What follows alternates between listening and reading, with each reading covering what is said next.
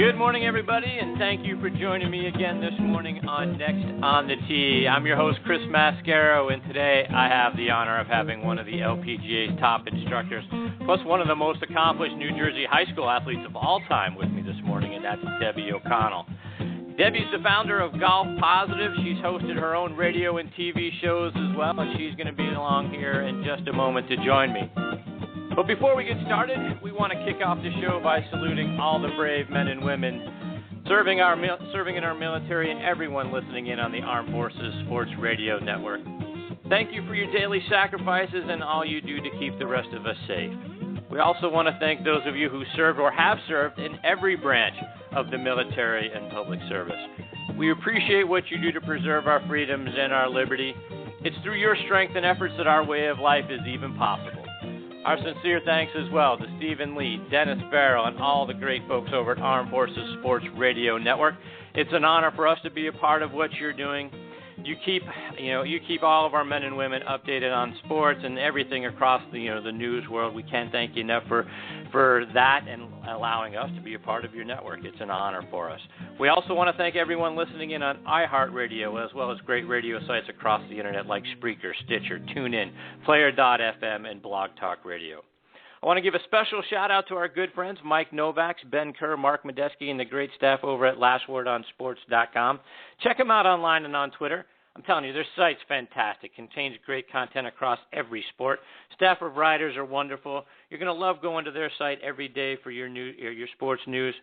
If you haven't been there yet, please check it out and then bookmark it. LastWordOnSports.com. And if someone's dragging you to the mall or to the grocery store, you're tired of hearing the same old on your commute, take us with you. Again, you can find us online, like I say, at iHeart and Spreaker and Stitcher. But Player.fm is a downloadable app that you can put on your smartphone, so you can stream us, plug in your earphones, walk around the grocery store, walk around the mall. You can hear this show, Next on the Tee, and our sister show, Thursday Night Tailgate, on there. We'd love for you to take us along with you. All right, now joining us on the Kyvan Foods guest line is Debbie O'Connell. Let me give you some background on Debbie. She's an LPGA teaching and club professional at Rivervale Country Club in Rivervale, New Jersey, and Greenhouse Golf in Waldwick, New Jersey. She's also the founder of Golf Positive, which offers multimedia and live educational opportunities to enhance both your golf game and your life. She was recognized by Golf Digest as one of the top 50 female teachers in America in 2010 and 2012, and a top 50 instructor by the LPGA. She won the 2007 Nancy Lopez Golf Achievement Award, the 2002 LPGA National Professional of the Year Award, the 2002 LPGA Southeast Sectional Professional of the Year Award. In 2004, she was inducted into the Ridgewood High School Athletic Hall of Fame. She's also a media pro, having hosted the Debbie O'Connell radio show for a decade and the Par for the Course TV show. And I can't tell you what a privilege it is for me to be able to say she's next on the tee with me this morning. Debbie, thank you for being here and giving up part of your Saturday morning to be a part of the show. Well, Chris, thank you so much for having me on. What an honor to be on this show, and where your show is across the world. It's really neat what you're doing and sharing so much about this great game of golf with those in the armed forces and everywhere else. It's such a great game. It's a positive way to spend a Saturday morning. There you go. Thank you. So, Debbie, but before, we talk about all the great things you've done over the course, of your career, you recently had knee surgery, I read. How you doing?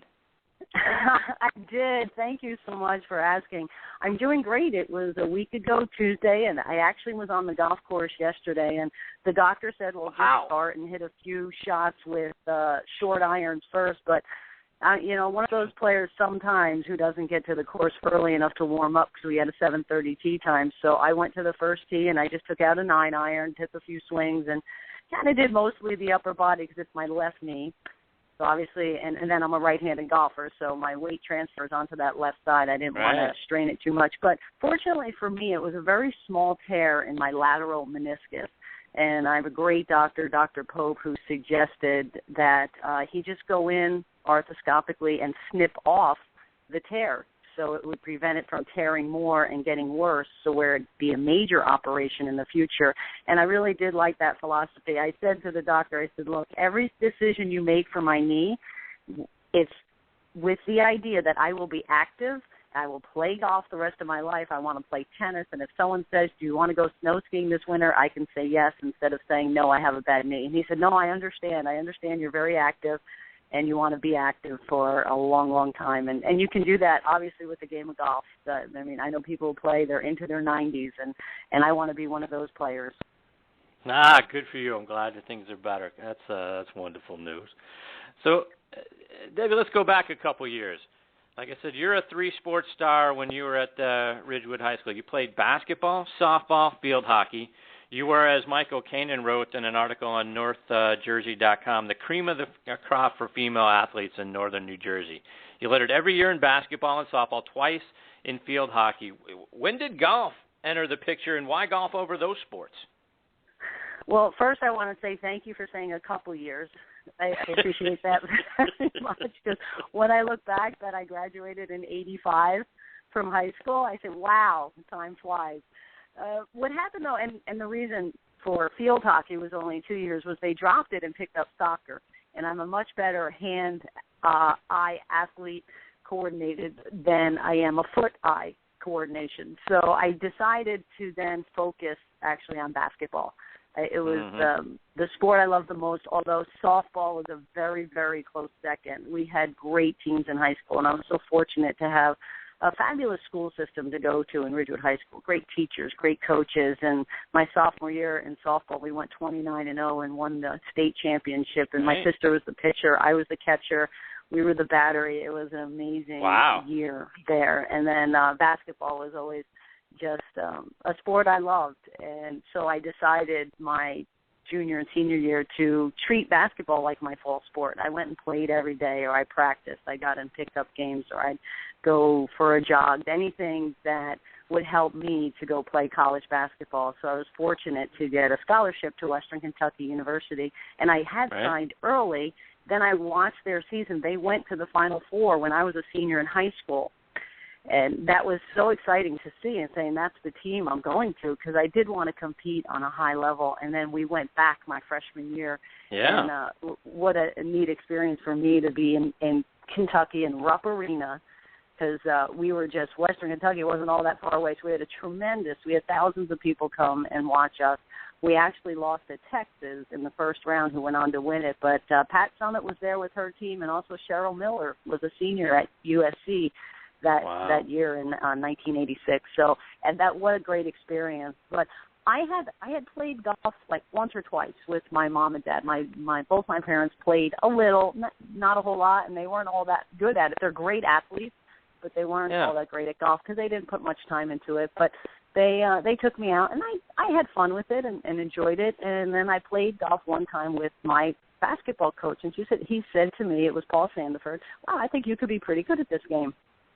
Well, then my junior year, when basketball season ended, I had gotten to know the golf coach, and she said, hey, I hear you play golf. Why don't you come out and meet me at the golf course? So I did, and I'm thinking we're going to the driving range, and she said, we're going to go play.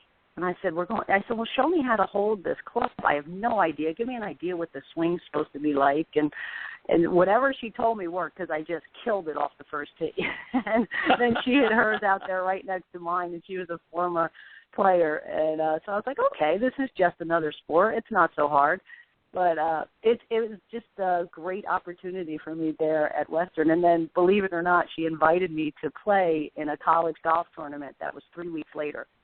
Oh, my. I had a good work ethic, thank goodness, Chris, because I practiced every day. It was raining one day, and I'm out there chipping, and it was so fun to have that opportunity. And at the time, I was thinking golf was just another sport, and then I could pick up sports pretty easily. But if I knew what I know about golf now, at that point, I would have said, you're crazy. The sport is too difficult. There's no way in 3 weeks I can be ready to go tee it up at any kind of event. But I went, and I had a super time, and so here's the decision, and I'm giving you a kind of a long answer. The decision was when I graduated college. Do I want to stay in basketball? I could have gone to Europe and played professionally. I could have gone to get a graduate assistant position somewhere, Or I had this opportunity with golf, and I talked to my parents. I talked to a gentleman, Yaz Consalvo, back in Jersey, and he said, come out and help me at the golf course, and I'll give you lessons. You can practice all you want. I really think you have some potential. And so I went the road of the game of golf, and I'm so thankful for it because it's been nothing but amazing career. Not that I didn't make it on tour. I actually never even went to qualifying school because I found I enjoyed people much better, and I got into the teaching. I got into being a club pro, and I loved it. So my career, I'm so thankful that that was the road I chose. Yeah, so Debbie, I can't get past the fact that, I play once or twice with mom and dad, and then all of a sudden, I play once or twice with my college coach, and then, boom, 3 weeks later I'm playing in a college tournament. I mean, golf, you sort of alluded to this a moment. Golf to me, and I've said this to last book, golf's a game that it takes 10 years just to get bad at. You played the game like a half dozen times, and now you're playing in a college golf tournament. That's amazing. Well, I didn't say that I played well, but I was the talk of the tournament. Being athletic, I had a good-looking swing, but I didn't quite know how to get the ball in the hole yet. As a matter of fact, for all your golfers who are listening, I remember the second hole. I hit the ball over to the right, and there's a wooded area, and I'm over there looking, and so our parents are looking. My coach happened to be there. Everyone's looking so desperately for this golf ball, like it means the world. And I'm thinking, I have more golf balls. What's the big deal? Let me just go drop another one and keep playing. I didn't know the rule. I didn't know I would have had to go back to the tee and get a penalty and stroke and distance. I had no idea. And now when I look back at that, I just laugh at how little I knew. Sometimes ignorance is bliss. And what was interesting too is the team wasn't so happy with the coach. What happened was it was the best 5 scores out of 6 players. And at the time, they only had 5 players on the team. So my score really didn't matter for the event. So that's why the coach said, well, come out. It doesn't matter. But the team wasn't so happy for a couple of reasons. One, they figured I would embarrass them. Secondly, my work ethic was much different than theirs when I was practicing. And it was probably more my desperation to try to do as well as I could in 3 weeks. And then when I was coming down the 18th hole, I was in the last group because we were the 6th group to go off. The other girls are walking with me, and they're cheering for them. Hey, Sally, go, baby, and rooting for the other girls. And no one on my team even said my name. And I was thinking, oh, Debbie, please, just don't embarrass yourself. And that's the goal of so many students I have. Many people come to me and say, I say, what's your goal? And they say, I just don't want to embarrass myself. I want to get the ball in the air. I want to be able to move along the golf course and not feel like I'm holding everybody up. So I get that request a lot from new students. So here I am thinking those thoughts, and fortunately I hit my driver in the air down the middle, and then I'm thinking, oh gosh, this is where everybody can see you. And I fortunately hit a decent shot in the air, greenside bunker, which was fine. I kind of look like a normal golfer, right? So I walk down. My team says nothing to me now. I'm in the bunker saying, just get it out. Just get it out. Don't skull it. Just hit the sand. Please. My heart was pounding, and I said, so I got on the green, 2-putt, made bogey. I was like, whew, at least it wasn't embarrassing to myself or my team. I got through the event. But it's a fun experience to look back on as the start of my golf career. I bet. So, David, like I mentioned a moment ago, you won the 2007 Nancy Lopez Golf Achievement Award. 2007 just happened to be the first year it was ever awarded, so you're the inaugural winner. And it's an award that's annually given by the LPGA to the person who best demonstrates leadership, passion, giving, and approachability. Talk about what it meant to you when you heard that you were going to be recognized like that, and B, to be the inaugural winner of what is a wonderful award. Chris, it was absolutely amazing. Just hearing that I was nominated, I was blown away because putting Nancy Lopez in any sentence with your name, it was just the thought of that says so much because I admired Nancy. She was a player I looked up to before I even got into golf.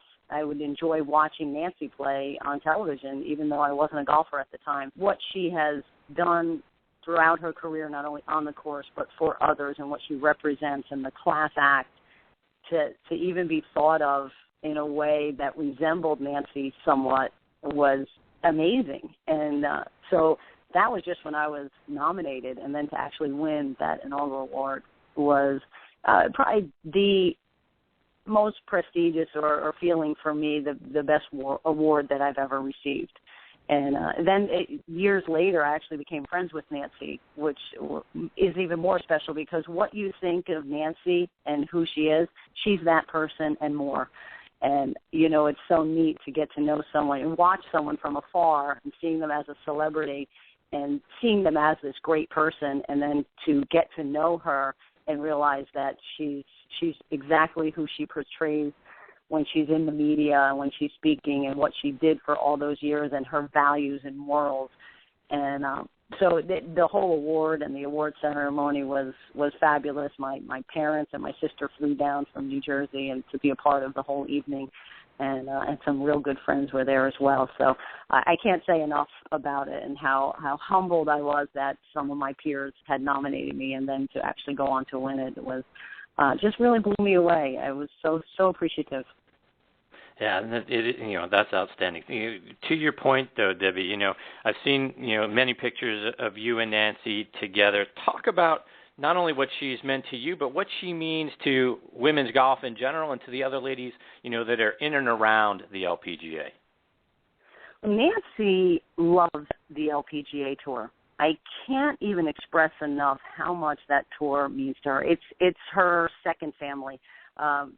More so than anything, I think Val Skinner said it once in an interview that as great a player and ambassador Nancy is for the LPGA, she's even a better mother. So can you imagine her as a mother when you've already seen what she's done as a star on the LPGA Tour, and she has the 3 daughters, she has a granddaughter now, and she's just amazing with her family. And that's been neat to see, and see her around her children and be kind of a part of that at some times in her life. But for the LPGA, she becomes like a mom to these young players. Lizette Salas, one of them, she won this year on the LPGA Tour, was taken under Nancy's wing because they kind of compared the two with their backgrounds and their experiences. But she was the captain of the Junior Solheim Cup team. And then she was the captain of the Solheim Cup team. She stays involved. She goes to many tour events. She would do anything for any commissioner that is working with the LPGA for years. Even after she stopped playing officially in 2002, she stayed involved and said, who do you need me to talk to? What sponsors? Do you want me to go anywhere? I'll be here. I'll play golf with sponsors. And she still plays out on the Legends Tour, and she's actually going to be the captain now of the Honda Cup team, which is the senior tour of the LPGA called the Legends Tour, and they have their own version of the Ryder Cup. And Julie Inkster, for the first time, is going to participate in an event. And last year, Laura Davies made her debut on that Legends Tour. They don't have a whole lot of events. I think on a given year, it could be 6 1 year, up to 8, maybe 10 has been probably their biggest schedule. But she'll still get out there and play. Unfortunately, she doesn't practice and play as much, so she'll shoot a bit higher score than she's happy with. But what she has given back to the LPGA Tour has been tremendous, and she catapulted it when she first came out. So she took that responsibility very seriously. As a youngster, as you know, in her early 20s, she knew the importance of her taking the time to be with the media. And it's interesting to hear her talk about after a round, she would spend so much time with the media. By the time she got to the locker room and got to practice, it seemed like everybody was gone. So at times it was a lonely life out there for her because she was in such demand. And, you know, she would get there early enough to sign autographs. One time, Nancy shares a story that she stood for 9 hours signing autographs. But and the reason she did that, because when she was a little girl, she was online with she never told me the celebrity. And I'm not even sure which sport it was, but she was online. She was the third person from getting the autograph, and he left. And she said, oh, my gosh, it really hurt her and upset her as a little girl. She said, if I'm ever a star and people want my autograph, I'm never going to walk away before I sign all of them. And obviously you can't do that all the time because you wouldn't have time to play the game. But for the most part, Nancy, after rounds, she does that. She gave back to the media, and which did so much for the tour. And she does continue to do that today. She stays very busy with her travel scheduling and being a part of as much as she can. And she's always there for the phone. You know, Paula Creamer can call her anytime. Brittany Lincecum, who unfortunately came in second again in a tournament by bogeying the last hole.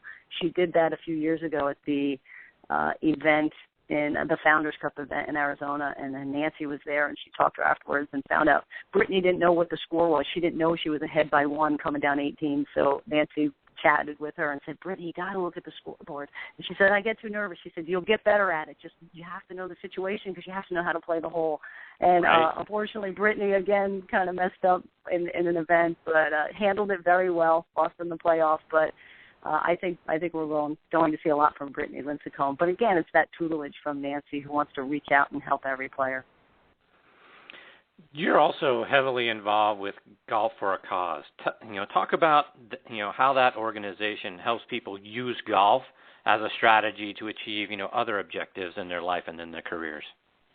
Well, Chris, golf is such an incredible game in the business world. With the amount of charity events that are out there or client events in these corporations, it's imperative, I believe, for all people in business to at least get a groundbreaking understanding of the game, be able to talk the language, know a little bit about what's going on in the world of golf, and then get to where you can play it comfortably. And for men and women, I'm up in North Jersey, so I teach many people who work on Wall Street. And I've had men and women both come to me and say, I need to learn how to play this game for business. And, hopefully they enjoy it along the way as well. And then we try to make the learning experience very fun. But they kind of get left behind if they're not able to go out on a golf course. One gentleman I teach, he's a hedge fund manager. He's the client. So he gets invited to Wingfoot and all the Trump courses and all these top courses in the North Jersey area, in the tri-state area.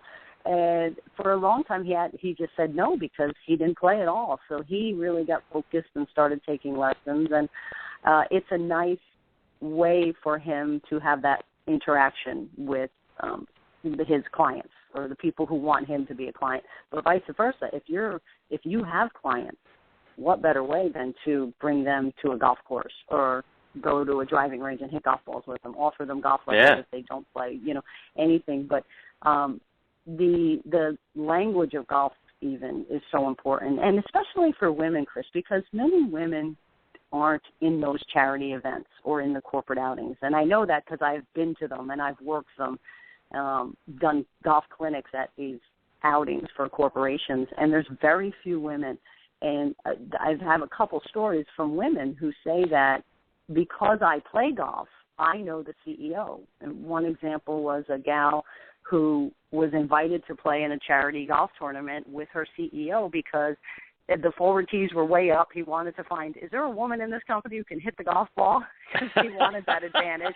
You take a woman who can hit it 180 to 200, and they're playing on your scramble team in an outing, and the tees are up far enough, you could really have an advantage.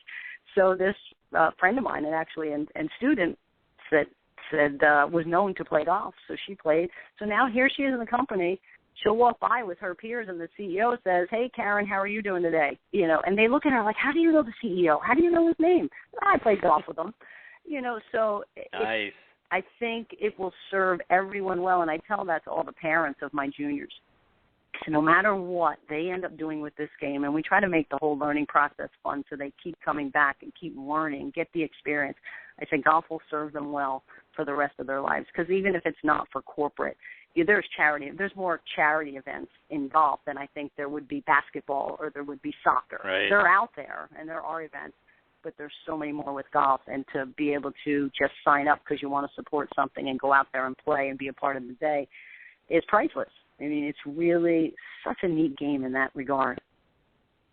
For folks that want to check out more information about Golf for a Cause, you can go to Golf For, and it's the word for F-O-R, so golfforcause.com. I highly recommend it. Great site. Speaking of great sites and fun, Debbie, I love what you're doing with Golf Positive because the game can turn negative in a hurry when you're playing poorly. So talk about what the impetus was for you to start Golf Positive and what people can find on your site. Well, it's interesting. It's a pretty new company. It hasn't even been a year yet. And you know how a first year is. You're just developing logos and getting all the legal documents and then starting to create ideas for the website. And I remember, you know that time of the morning when you're half asleep, half awake, and you're maybe dreaming or thinking, but it seems like you're in a great state of mind to be creative. I just woke up one morning and I guess I'm an entrepreneur at heart. I've been a head golf professional at 3 different golf courses when I lived in Florida over a 15-year period, and I love that. I love being a club pro.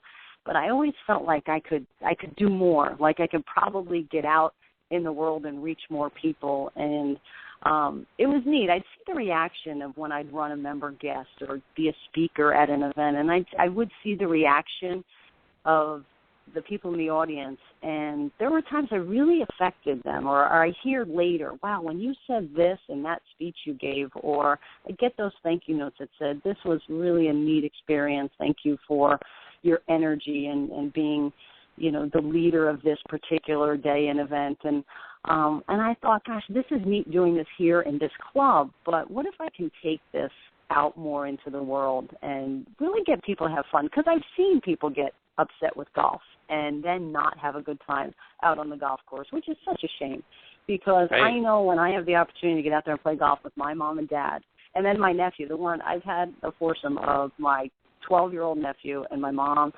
and my dad is 81 years old, my mom's in her 70s, and my nephew. And I was like, how about this quality time?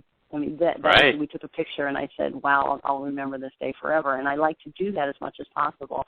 So the game is so meaningful in many ways. And so I wanted to share that. And I woke up one morning, and I was like, golf positive. It just popped into my head. And I'm like, that's what I want to represent. And then creating the logo was fun because I was trying to have this subtlety of something positive happen. I went around the gamut of with the flag and the ball and trying to do and then what I made, Chris, was a green that looked like it was smiling. So I had a green and a smiley face, and I had the O in golf as the whole, but it looked like an Oscar Mayer wiener.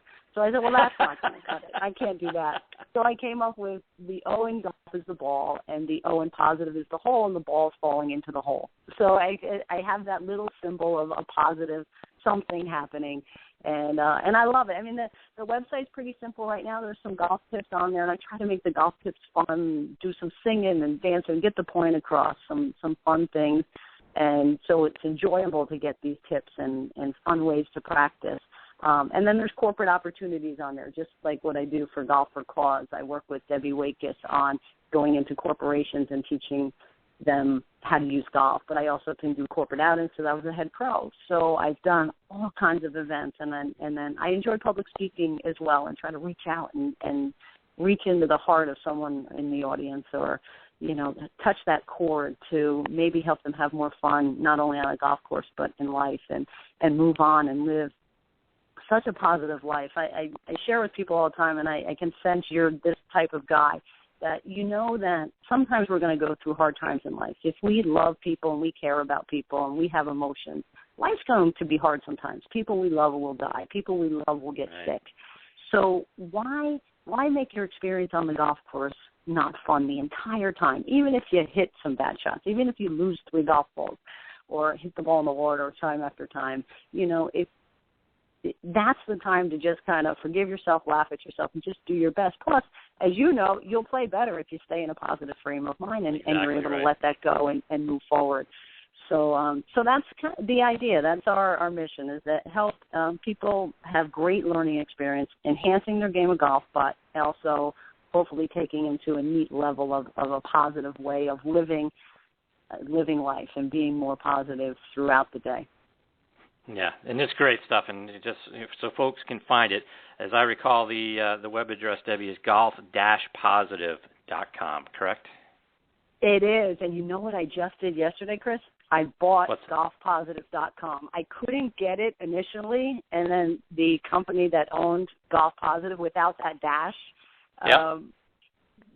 sent me an email and said, okay, we have this site, it's for sale. So I just did get that. I don't even think it's hooked up yet. It's so new that I paid for that yesterday. So I'm excited to have that because it will be much easier for people to actually find the site.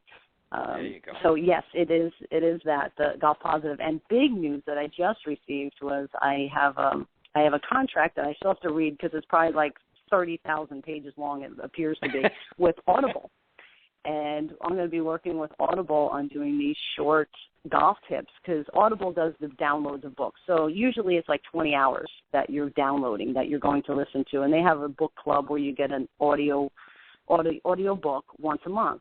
So they're doing this pilot program for some shorter Audibles for people who maybe their commute isn't an hour to work, but maybe it's only 20 minutes, or maybe it's a half an hour, and they can listen to some of these shorter audibles where it starts and finishes before their commute's over, or for whatever reason, we're all so busy in life, they're going to do some shorter audibles, and I'm going to be part of that pilot, and I'm just thrilled about it. And that's awesome. So that'll be neat, and another great way. Like you touch the world with your radio show and bring light and positive, talk about golf and other things every Saturday morning. And so I'm hoping to be able to do what you do in a smaller sense, probably. There's no question you're going to do that, and a great deal more, because you've got such great stuff, Debbie. If we could, before we let you go, you've got you mentioned on Golf Positive some of the tips that you have. You got a lot of great instructional things. One of the ones I enjoy, and you talk about singing and dancing and bringing that to part of what you do on there. I love your instruction about if ball lands in the sand trap, let's do a little twist to get your feet in there. Talk to us, because I'm one of the guys, when my ball goes in the trap, and my buddies will tell you that's the weakest part of my game. When I get in there, I'm like, oh, geez. To your point earlier about your college golf experience, I'm like, just let me get the ball out of here. Talk about maybe a tip for some of the folks listening in for what's a good way to get in the trap, keep your mind positive, and then get the ball out. Well, I tell you, it is about your reaction when you get in there. It's not a penalty to be in that bunker. So it's how you react. Is it that negative, oh, no, and put yourself down?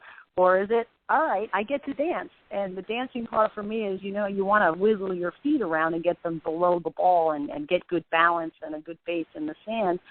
So I say, well, you get to do the twist. And during my tip, I sing, come on, baby, let's do the twist. So anything to make it positive. A deep breath. I have a lot of my students, Chris, smile when the tension is there, because really there are some very, very difficult shots in golf. And if you're a little bit lacking confidence in the bunker, there's tension, and tension is a killer throughout the entire game. So if you can do something to let that tension go, a deep breath, a smile, dance a little bit, think something positive. And I tell you, here's something that helped me so much, because how sometimes you have a shot over a bunker, a tight pin, and there's water on the other side, and it's a fast swing, and it's sloping away from you. And you look at that shot and say, oh, wow, anywhere on the green will be great. My last thought when I'm in one of those real tough situations, which is for anyone out there listening who is lacking confidence in the sand, or any shot you're lacking confidence with, especially around the green, I look at that hole and I say, this might go in. And you know what? It might. It's possible that ball might go in the hole. And for some reason, this feeling comes over me of my brain must say, wow, if it might go in, this must not be all that hard. And I tell you, I relax just enough right there to make a successful shot. And it's worked for me time and time again.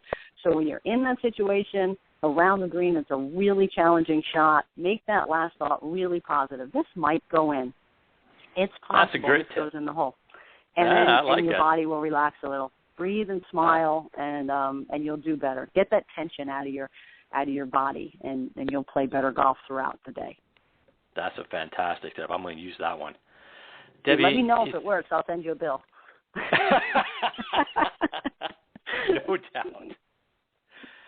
Debbie, if you could give LPGA Commissioner Michael Wan a piece of advice for what he could do to help garner the game more, the women's game, more media coverage, what would you tell him?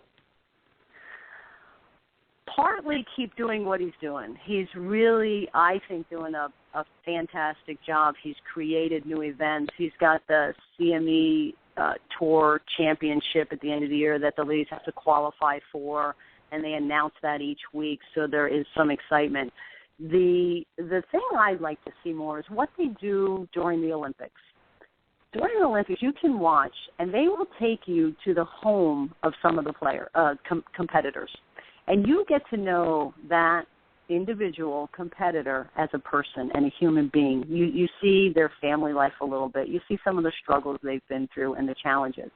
And really, no matter what country they are from, you kind of relate somewhere, or you feel empathy, or there's something that you say, wow, I want to see how that person does in this Olympics.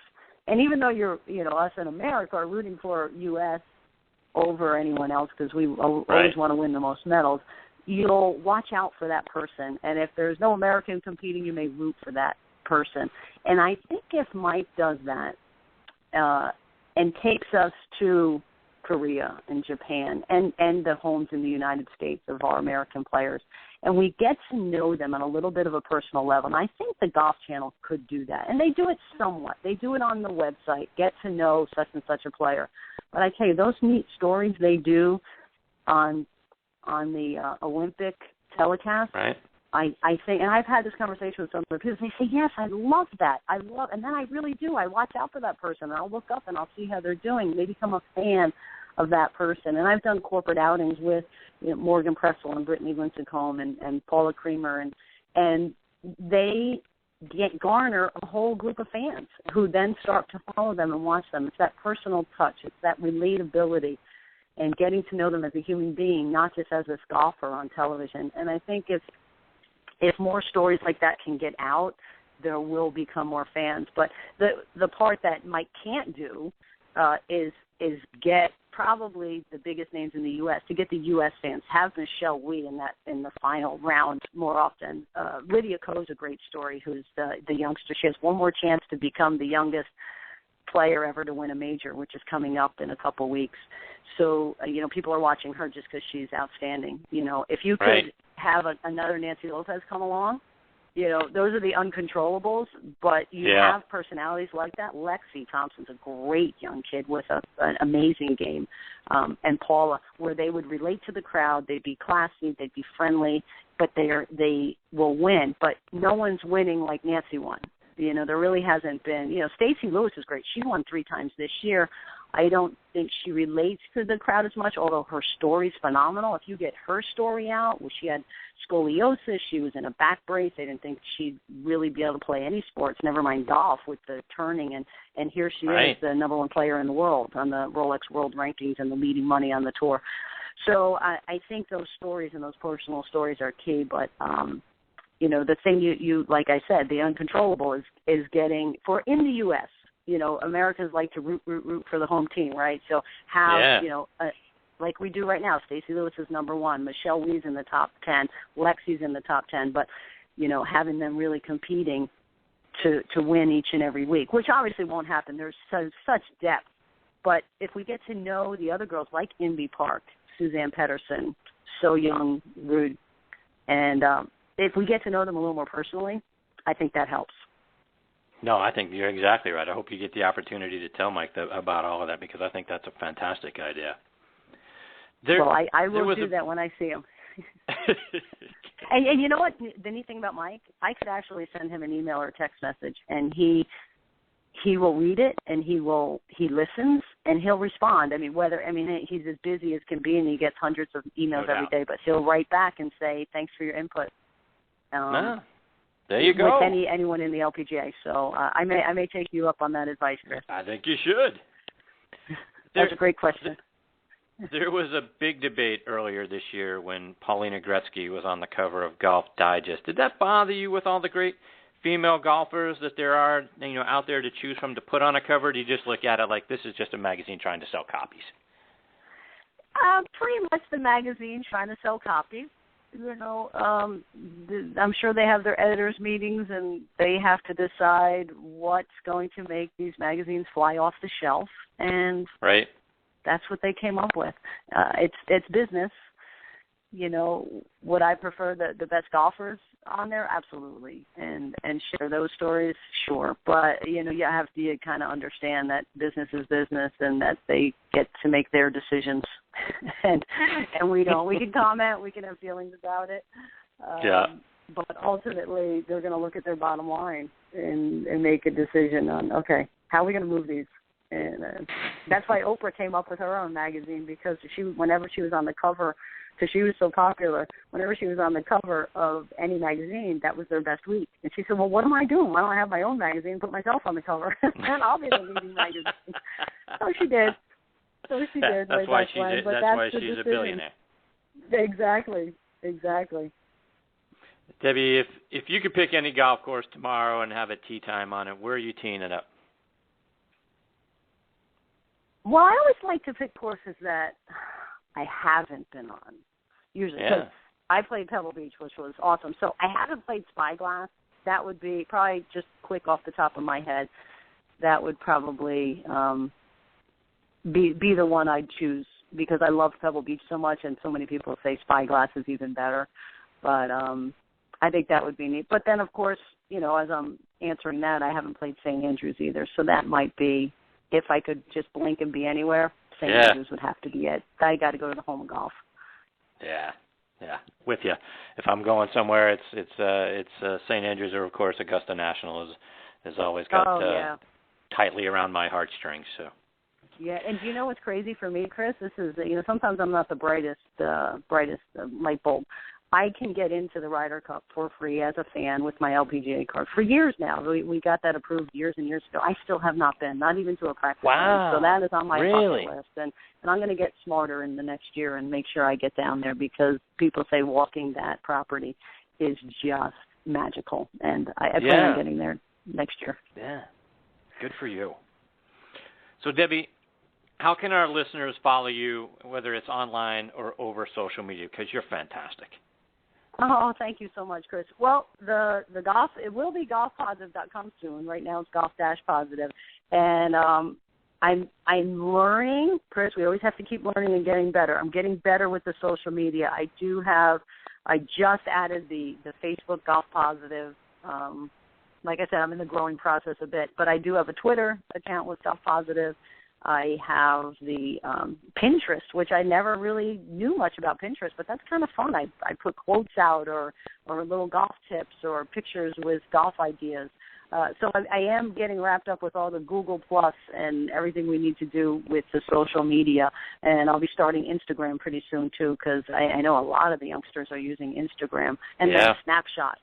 So if you put my name or Golf Positive or go on the website, there's a blog post there and some video tips on YouTube, which I'll be recording more very soon, which I really enjoy doing. I'm going to create some more fun ways to learn this game and keep it positive.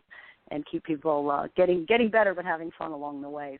So the Golf Positive, I am creating all those accounts. So it's fun. It really is fun, and I appreciate you very much for having me on today, Chris. This has been wonderful. You do a fabulous job. Well, you're fantastic, Debbie. I can't thank you enough for taking time out of your morning to be here. Such a pleasure, talking with you and really listening to the stories. I'm sure you got 1,000 more. I hope you'll come back and join me again sometime because I'd like to continue to hear about the things you're involved with, and then obviously as you build Golf Positive, we'd love to have you back to share what all the great things you're doing. Oh, I would love to do that, Chris. Thank you so much. All right. All the best to you, Debbie. We look forward to catching up with you soon. Until then, have a great rest of your weekend, and we look forward to checking you out on golfpositive.com. Great. Everybody Golf Positive out there. Thanks, Chris. Have a great weekend. Bye-bye. Thanks, Debbie. You too. Goodbye. That was a lot of fun. I can't tell you.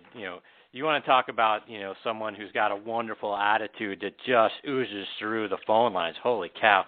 Debbie's fantastic, and I just love the enthusiasm in her voice. And when you watch her videos that are already out there on golf-positive.com, she makes it fun, and she gives you some great tips along the way. So I can't encourage you enough to go out there and check it out.